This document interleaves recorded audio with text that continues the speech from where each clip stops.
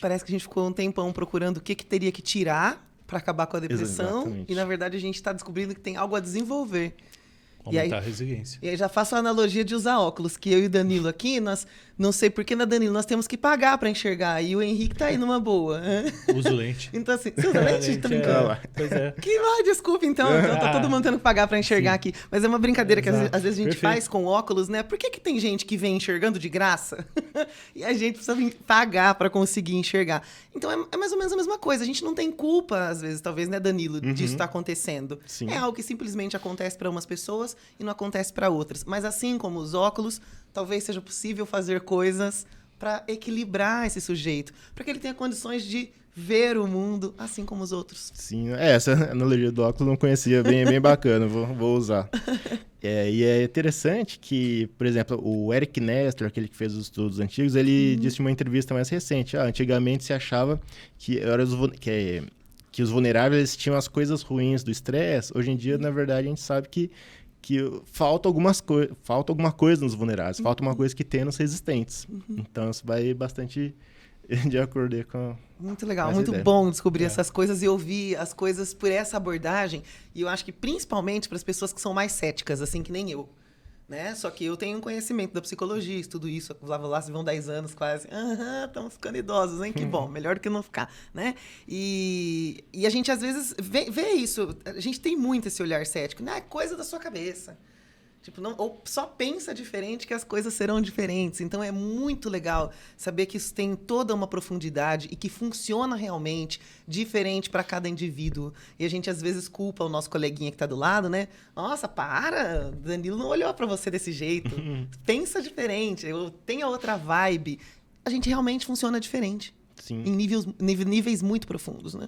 E você tem vários momentos, né, na nossa formação, né, como indivíduo. Então, você tem ali uma variabilidade genética, ela existe. A gente tem que estudar isso e entender isso.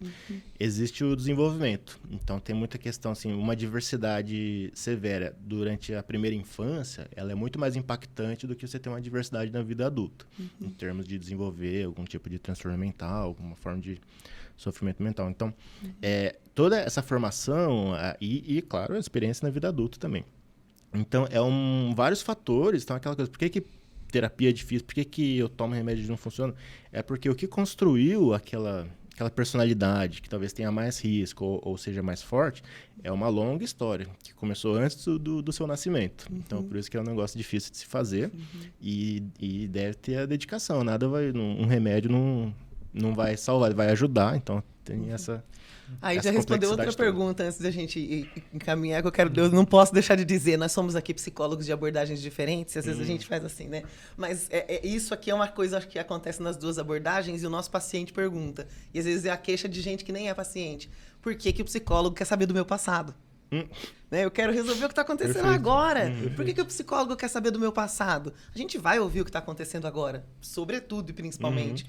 Mas, de alguma maneira, a gente precisa. Então, atenção, você que está ouvindo e ainda não foi para terapia, até por causa disso. Eu não quero ir lá falar do meu passado. O passado importa, ele constitui o sujeito. Entender como a pessoa chegou onde chegou.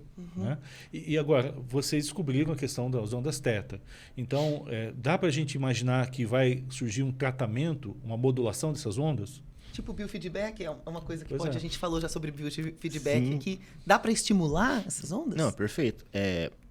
Realmente existem ali pessoas aí em condição de sofrimento clínico, né, depressão, por exemplo, que realmente não tem muito, é muito difícil o tratamento, o medicamento e a terapia. Às vezes realmente não dá. Às vezes é uma condição ali bem mais severa. E por isso que é interessante aí desenvolver esses novos tratamentos. E uma forma que tem chamado bastante atenção, além do medicamento da terapia, é a neuromodulação. Então, aqui é você estimular diretamente o cérebro. E geralmente pode ser feito por estimulação transcraniana, por corrente elétrica mesmo. Você põe um eletrodo aqui, um eletrodo ali, varia um pouco. Na depressão, o mais conhecido é colocar um em cada lado do cérebro, ali na parte frontal, e gera uma corrente elétrica que vai fazer com que uma região fique um pouco mais excitável, né? Mais ativável, vamos dizer. Você tem a estimulação que ela é mais intensa e mais profunda, que é a estimulação magnética, e no caso você coloca ali perto do cérebro, uma bobina, e estimula ali. E no caso, o que se pensa nessas estimulações, especialmente dessa magnética, é que você tem a forma de tratamento é você tentar induzir uma modificação neuronal. E foi tentado vários protocolos aí e tal. E o interessante é que uma das que mais se destacam hoje, talvez seja está virando quase que a forma padrão, é você estimular o cérebro no córtex pré-frontal no ritmo θ. Então, é o mesmo ritmo ali que a gente viu no rato, no estresse controlável, é o principal protocolo de estimulação para depressão resistente a outros tratamentos. E, na verdade, além disso, tem estudos novos, principalmente do grupo de Stanford, que mostram que se você individualizar esses tratamentos, ou seja, não estimular, assim, pegar um mapa e estimular, mas achar naquela pessoa qual região que é mais ali, o córtex pré-frontal de fato, e estimular ali, você consegue, tem um trabalho muito famoso, que eles induziram uma recuperação em 90% das pessoas com depressão resistente, ou seja, pessoas que tentaram 4 ou mais tratamentos anteriores e não funcionaram. E a gente, com esses dados de eletrofisiologia, tem essa ideia de que uma onda neural, né, são momentos ali de maior excitabilidade, maior inibição, isso coordena a comunicação entre diferentes áreas cerebrais. Então, você faz uma estimulação cerebral guiada por essas oscilações, você pode atingir ainda uma maior eficácia. De como a estimulação aí quase que padrão já é no ritmo θ, então uma ideia que a gente está desenvolvendo uma parceria com o Instituto de Psiquiatria do Hospital das Clínicas de São Paulo, da USP, que é justamente tentar desenvolver formas de usar esses dados eletrofisiológicos para melhorar, para otimizar, né, a eficácia desses tratamentos para depressão, que ela é um grupo bastante forte de tratamento de neuromodulação para depressão. E outras formas, talvez até mais simples. Então, a estimulação transcraniana é um negócio muito simples, né, um dispositivinho assim.